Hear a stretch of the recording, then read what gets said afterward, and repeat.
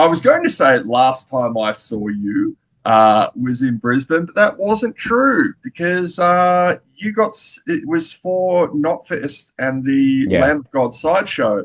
Yeah, man, what happened?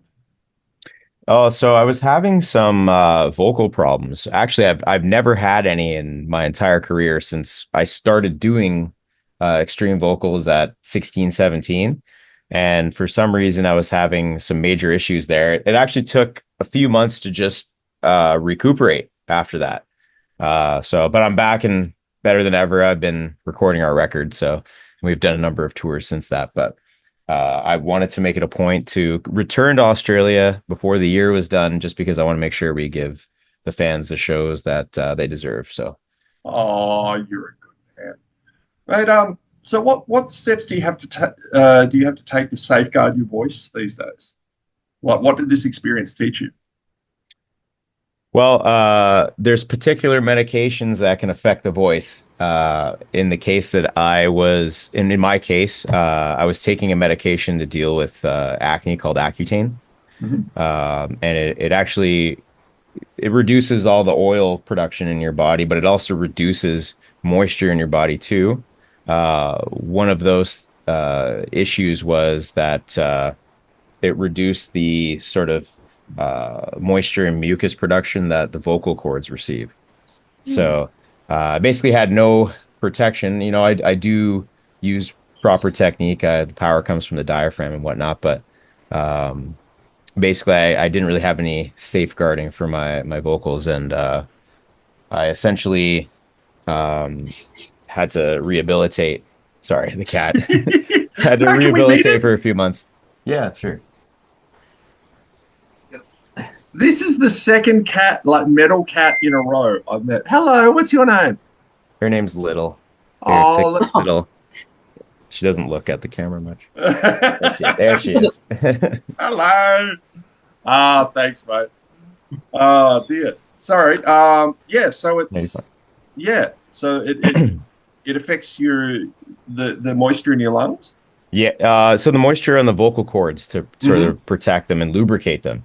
So that's not something I knew, and I had talked to my dermatologist about it and let them know that I'm a singer in a band and that's what I do for my career, and they said there wouldn't be any problems. But there's a number of studies that show that is an issue. So I definitely have been sort of spreading the word on that one for sure. It's a very harsh drug on the body, that particular one. So, Yeah. um, but since been off that and haven't had any issues since after sort of recovering. So, It was interesting watching you guys performing without vocals because, particularly the track Purge, reminded me of the work of a Brisbane local called Mick Gordon, who did the Doom soundtrack and was yeah. just, it immediately made me want to kill demons. And because there were no demons involved, I just ran around and started shoving people in the pit. What has he had an influence on the band?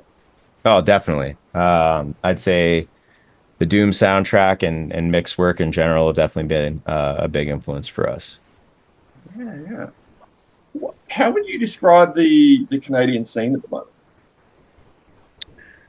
So, when I was growing up, there was a huge, robust local music scene. And I think the thing that has changed is there was sort of a culture around being seen. There was a dress code. There was a lifestyle around it at the time when I was growing up, and that's kind of changed. And music fans can be from all walks of life that enjoy metal now because it's more mainstream. It's on TikTok and getting a lot more eyes from people that are in different realms. But um, that's kind of changed things for the local scene because it's not about the lifestyle and just going to every single show to see your friends at a local show now. You have to actually seek out the bands that you want to see. So there's not a lot of local bands in Toronto. There's some that are, up and coming, but it's definitely a lot different than when I was growing up. So you'll see people that you've never seen before come out to shows to the mid-size and large shows. Hmm. But those people would never be at a local show. for example. Whereas that in the past, you would have known everyone at any show. So that's sort of the difference that I'm seeing. But I think with the internet, a lot of these bands have the potential to sort of move on up and get past that local stage. So I've been trying to encourage people to start bands and keep doing their thing. And I've shown up to some local shows myself as well. So, but it's definitely not where it used to be, but it's starting to grow again, I think. Now, I have a bit of I have a stupid question that has become a bit of a signature of mine. So feel free to have some fun with this, however you'd All right. like. You guys are touring down here with Thy Art is Murder. Who'd win in a fight between Brand of Sacrifice and Thy Art is Murder? Hmm. That's a tough one. Uh, I think it'd be a pretty even match, Mhm. to be honest. We've got some size, like our keyboard player and producer. He's put on some mass, so we'd have a good chance, I think. Well, that is true. However, I actually follow Kevy, is it the guitarist? He's a guitarist or the bassist. I'm not sure. He's one of the members of Thy Art is an insane power lifter. Yeah, yeah, oh, Um, that's true. I forgot about him. Yeah, he's got that animal strength. he'd Yeah. probably be able to pick you guys up and just walk off with you. Yeah, I think we'd have problems with him, that's for sure. Um, Now, obviously, not getting into the Thy Art drama because it's overplayed anyway. But it was interesting that once he left the band, CJ became a real estate agent, and I wondered that if you had to leave Brand of Sacrifice tomorrow for whatever reason, what job? And you couldn't be couldn't be in bands, couldn't be a musician anymore. What do you think? What career path do you think you would end up in? So I already had a career before I was in the band. I was an insurance broker. That's what I Yeah, did. cool. Uh, for home and auto. And I did a little bit of life as well. But that's what I did. I was miserable and decided to just take my shot at music. And I'm glad I made that sidestep because it was kind of what I felt to be one of my last chances. I'm not married yet or anything like that. I don't have kids, so I felt if I'm gonna do it, I better do it now and before people are gonna rely on me financially. So, and I'm glad I did it. So, Nice. All right, Madeline, take it away, my friend. Hello. hello. All right. So your sounds evolved quite a bit from like your first EP. It's not as techy now. Like, did you originally want to go that way or it just kind of happened? I think sort of what happened is that we wanted our music to be something that the average person could understand, the average metal listener could understand more. I mean, I come from a very technical metalcore and deathcore background myself, and I loved all that stuff growing up. And there's still a little bit of that. You'll see that with our new music that's going to come out. But I think it's important to have something that is accessible and something that people can understand while still being quite extreme. I think we try to meet it halfway almost. Yeah, you've got like a fantastic range of vocals. It's like it's really interesting to watch. Like when you first started, so you started your previous band was more singing rather than Mhm. like your deep vocals. Did you always want to do deathcore? Yeah, I always had a little bit of an itch to make some heavier music, and sort of my friends at the time weren't really doing anything like that. And our producer and keyboard player Leo, who previously used to play guitar, still writes guitar, but he comes from like a tech death background, and I just when I was sort of depressed working my 9 to 5 as an insurance broker, we he was also depressed working a 9 to 5 at a tech startup in Manhattan, and we sort of had an itch to make music, and that's kind of what we did. So I just was like, you know what, I'm over my 9 to 5. I want to make something heavy and angry, and that's sort of where Brand of Sacrifice came from. honestly, it's sick. Like it works well, and the background definitely does show through a bit there. Thank you. Um, do you guys have any like influences that we wouldn't pick? Like any surprising musical influences? Um, I think, I mean, a lot of the patterns and ideas that I kind of come up with and sort of my approach to how I record vocals too. I've always been a huge fan of like 2000s and 90s R&B and having big vocal harmony stacks and stuff like that. So I think it's really cool to do the exact same thing but with metal and have big stacks of demon vocals basically.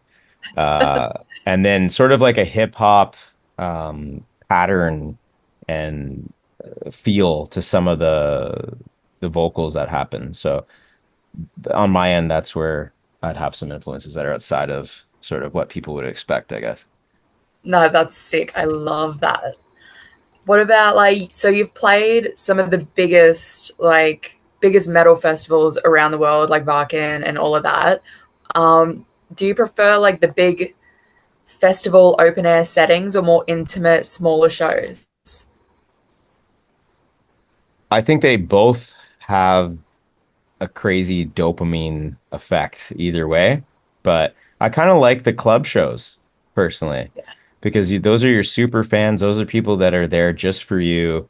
They're not there for an event and they're just, oh, that band might be cool. Check them out, which is great. And, it helps you grow as a band and whatnot. But those people are diehards and they're going to go really crazy in that scenario. So, and then you get to also meet those people, which is tougher to do in a festival situation. So I like both. There's a rush either way, and it's all amazing every time to see 10,000 people watching your set. That's amazing. But I kind of like the club shows still. I was sort of born and raised in bars and clubs with this music, so I don't know. It's always going to have a special place in my heart. I agree. Like, there's nothing like seeing your favorite band like 10 meters away or even like without a barrier. But, the big ones are always fun too. Yeah. Um, your album artwork is friggin' crazy. It is so cool. Who's the artist behind it? We've had a few different ones. So for our album God Hand and Lifeblood, it's this guy named Pedro Sina. Goes by the handle Lordigan. Really awesome digital artist and painter. Um, I always enjoyed his use of vibrant colors, but still managing to make it feel visceral and dark and bleak at the same time. And I'm trying to remember. There was what's this gentleman's name? He's from Spain who did our EP artwork. It'll come to me. I'm gonna have to send it to you after, but we've Yes, had a few different people do our artwork, but that's a good way to describe it. It is like vibrant, but it's also like bleak. Like, love that. Where do you see like deathcore or heavy music kind of going? I think you maybe you're gonna have another year of vocal Olympics, um, which is, I mean, it's fun. It's awesome hearing human beings make sounds that you didn't think were possible, but I think we're gonna go back to telling a story and writing good songs soon, and that'll be sort of the standard. I think it's been the standard in metalcore for a bit. There's a lot of things that deathcore bands get away with that metalcore bands can't. Uh, so I think that's it's going to be scrutinized a little bit more as far as making sure things are really tight and well written. But I also think some people are craving a more realistic and raw sound because we've had a lot of like super processed and over the top productions for the past while, which I personally love, but there's a lot of bands that are sounding like Suicide Silence and Old Whitechapel that are coming out now that people are getting pretty stoked on. So I think production's going to go a little more in the raw, like halfway raw direction. Yeah, awesome. All right, I'll give you my last one. What is your favorite Australian band, heavy or non-heavy? I used to like this band called the Red Shore quite a The lot. red short. Sick. Yeah. So good. Awesome. Well, look, I'll hand you back over to Tom. Thank you so much. Thank you. So Carl, when can we next expect new music from Brand of Sacrifice? I think early 25 is the goal. Mhm. I was literally working on it today, so we're getting close to finishing the writing and recording now. So um yeah, we're hoping for early 25. That's the goal. So So we probably at least the single rollout will start then. so we're looking at an LP or an EP? LP. Oh, cool. What can you tell me about the sound that you guys have been going for with it? Um, so it's just as heavy, if not the heaviest stuff that we've ever done. It's a little more refined, a little more mature. Every band I know says that every time. So it's the heaviest and most mature stuff. Well, it actually is. Mhm. I think they're just better written songs and more thought out and more attention to detail and sort of just honing in on what we've done well historically over the years. Uh, a few tips and tricks here, a few tricks here and there, but I've really tried to put an emphasis on telling a story um, in the songs and putting a lot of kind of slowing down certain things vocally and enunciating a lot more. There's going to be more mid-range vocals on this record, but still some brutal parts too. But I think I want it to be something that more metal fans can understand and get into while still being really, really heavy. Now, Carl, I know what you're thinking. You're thinking, Tom, Maddie, this has been a really great interview. Amazing questions. You both look fantastic. But seriously, when are we going to talk about my dreadlocks? Now, we're going to solve that problem right now for you, Carl. All right. What are the advantages and disadvantages of rocking the mighty dreadlocks? Advantages, it looks cool on stage. Disadvantage, it's a lot of upkeep. A lot of cleaning, a lot of maintenance on the roots, which is uncomfortable. Dyeing your hair. I mean, Madeline deals with the same thing, I'd imagine, dyeing your hair consistently. But It's an issue. yeah, Yeah, it's me it's too. a it's a you have to you have to be on it quite frequently. So it's a lot of upkeep and it's a lot of money. So that's Yeah. the disadvantage. Otherwise, but I could never let them go. I'll probably have them forever. So On a tour bus, is it possible to like turn them into a makeshift pillow? yeah, I kind of have a little bit of elevation when I lie down because they kind of like accumulate. I don't know if you can kind of see it. It kind of Yeah, yeah. accumulates. So I kind of do have a little bit of a makeshift pillow, but which is not the best though for my neck, I'd imagine, since I can't No. actually fully lay flat. So I kind of have to like lift my hair up and then sort of sleep with it like that in the air. So that's a little bit Well, annoying, but you're a metal used to it. vocalist. Your neck's fucked anyway. Just make your peace Yeah, with that's true. it. Mate, this has been wonderful. Thank you very much for your time.